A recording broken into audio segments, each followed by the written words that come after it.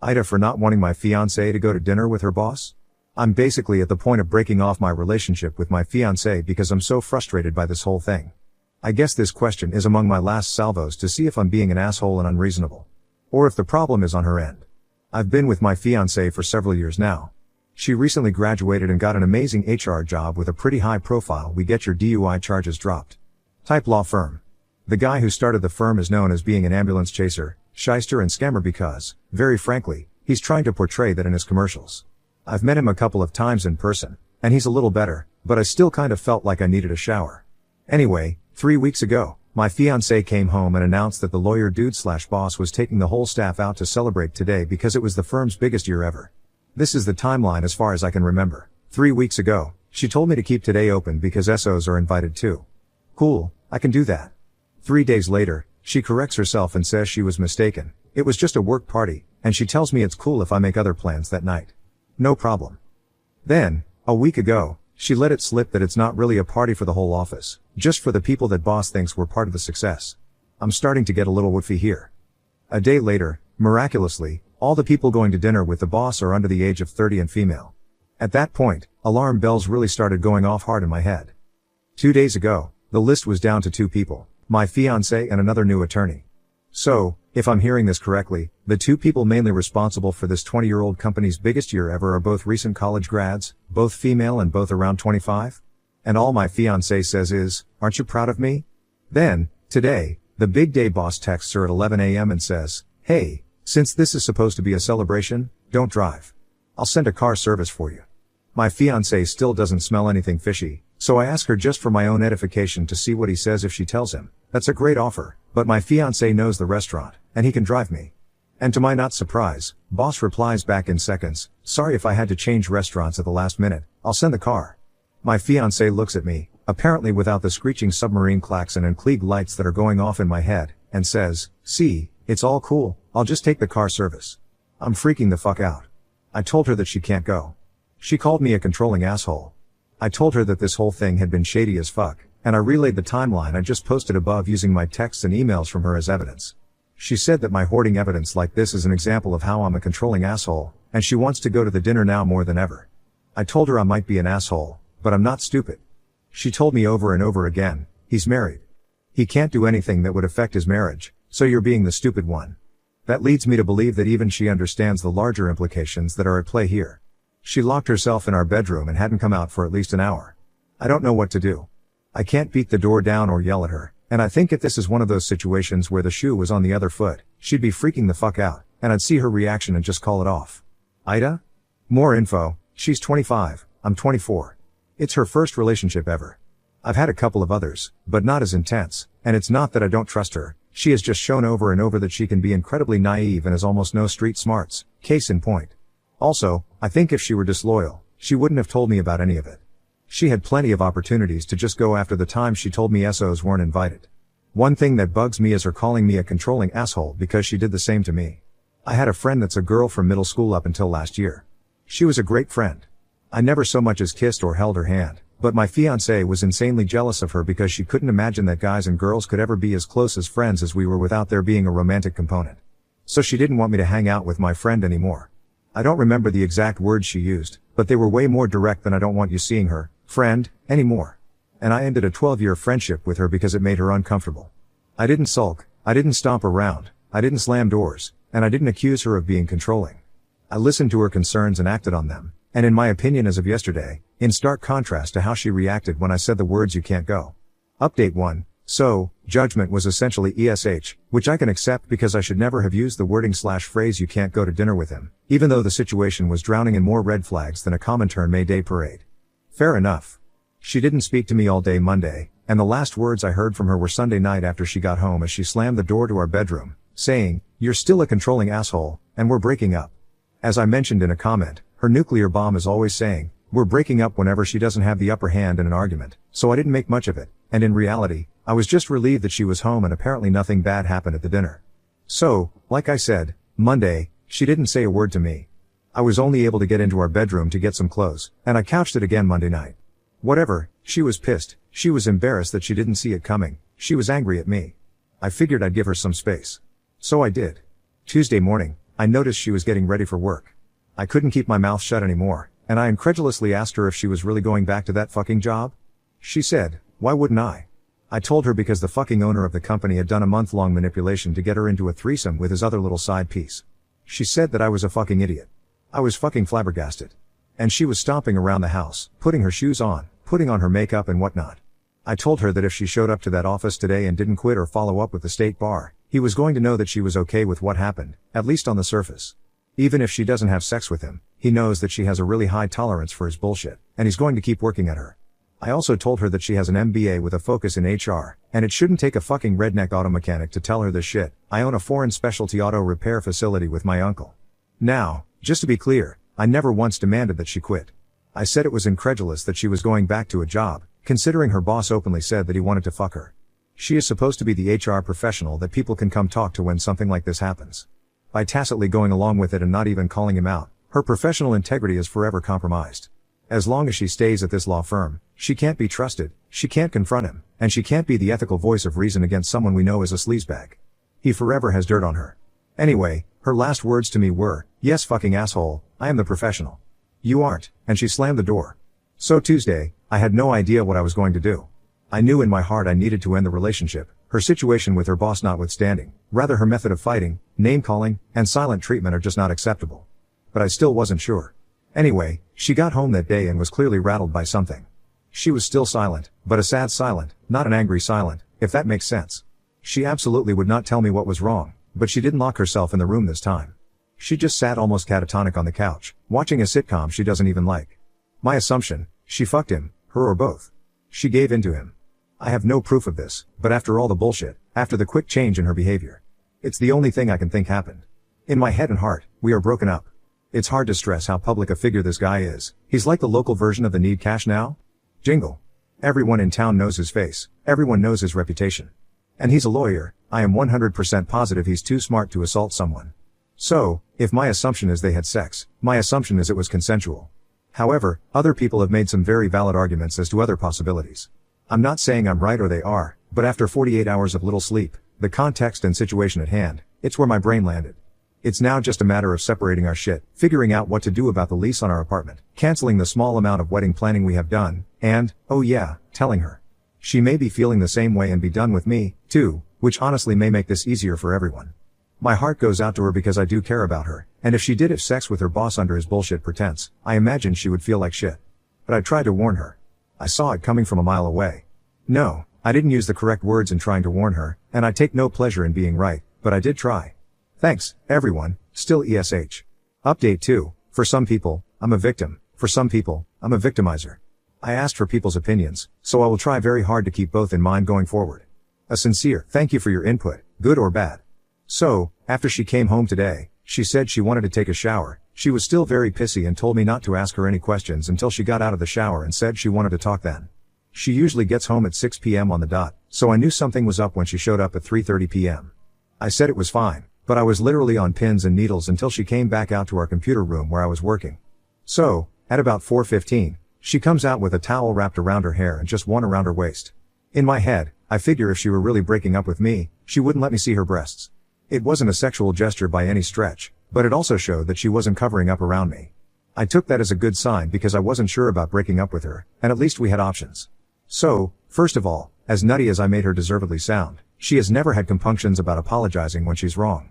So she said that she wanted to say that she was very sorry for all the things that she had said to me starting on Sunday. She was sorry for throwing her shoe at me, she was sorry for the silent treatment, and she was sorry for doubting my judgment.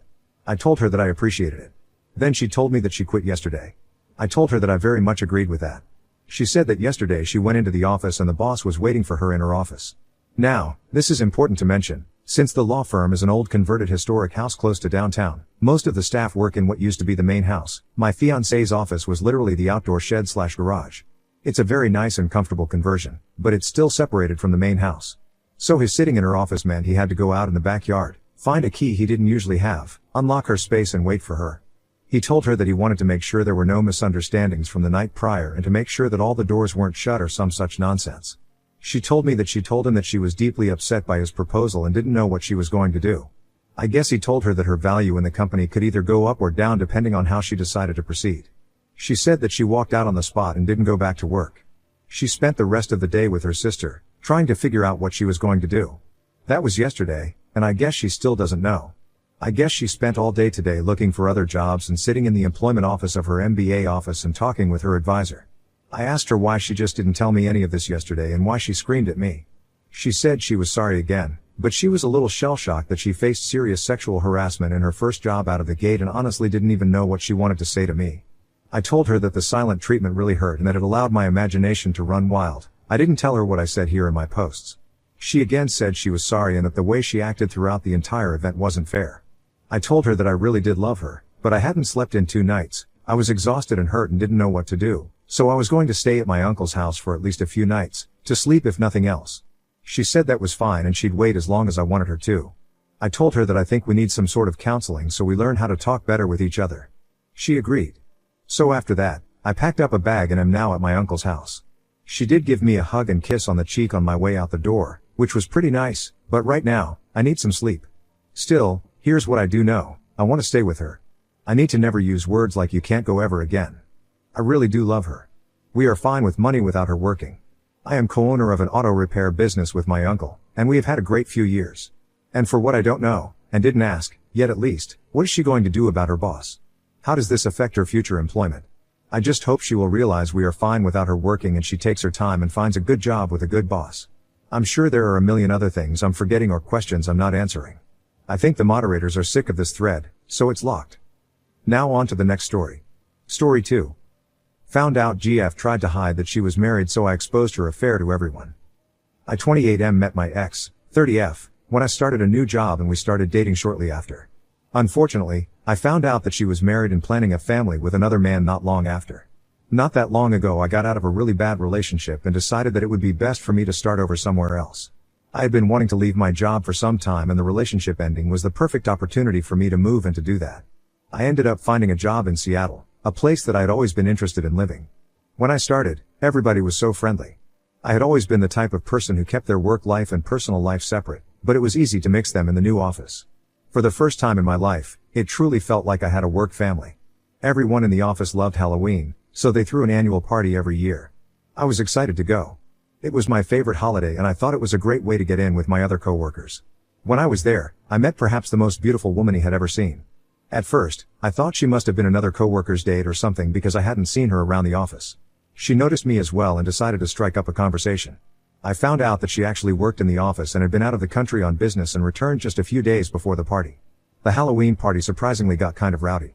There were a lot of people who indulged a little too much in the open bar and said and did some weird things. The woman that I met took the opportunity to kiss me. It escalated from there and we ended up hooking up in the bathroom. I had never done anything like that, so I didn't really know what that would mean for us moving forward. I thought it might be awkward at first and I didn't want anything to be uncomfortable between us. The party ended and everyone went home. The following Monday everybody came in and discussed how crazy the party was. I wasn't sure if the woman was going to be super excited to see me, so I didn't look for her. Around lunchtime she actually found me and we talked. She ended up telling me that she thought we had some kind of connection and didn't regret what we did. She then told me that the office had a strict no dating policy so we couldn't tell anybody about us. I didn't know anybody else in the office that well yet, so I didn't have anyone that I immediately wanted to run to tell about the new girl I was seeing. It was easy for me to keep that a secret from them. She and I dated in secret for a few months. We would sneak small kisses in the break room, we would hold hands under tables, and we would exchange longing glances at each other. I kind of liked sneaking around. She would come back to my apartment some nights after work and we would hook up before she would go back to her apartment. I asked her why she never brought me to her place, and she told me that she had a roommate who would always nag her about having guests over. She also always made up excuses not to sleep over at my place, like not having clothes for work or having early meetings. I never suspected that the reason we were keeping our relationship a secret was because she was actually married. Here's the thing about that. She wore a wedding ring and I didn't think anything about it. I didn't even notice because she wore a lot of rings. Honestly, before I knew she was married I didn't even know what finger a wedding ring went on.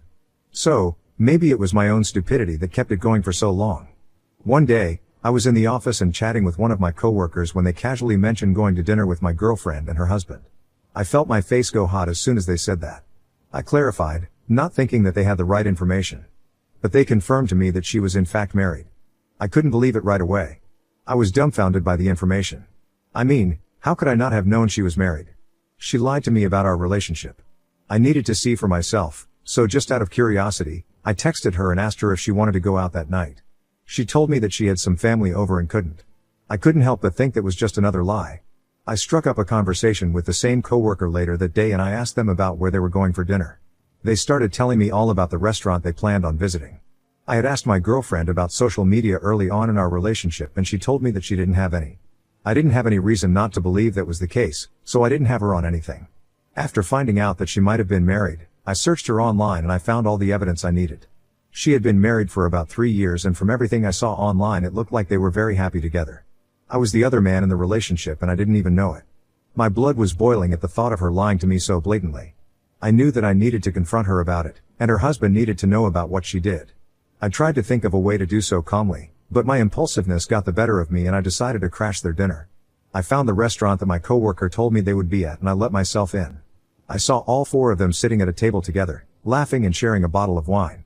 The coworker that I had been speaking to earlier saw me and waved me over. They happily introduced me to their partner as well as the husband of my girlfriend. Her face fell when she saw me.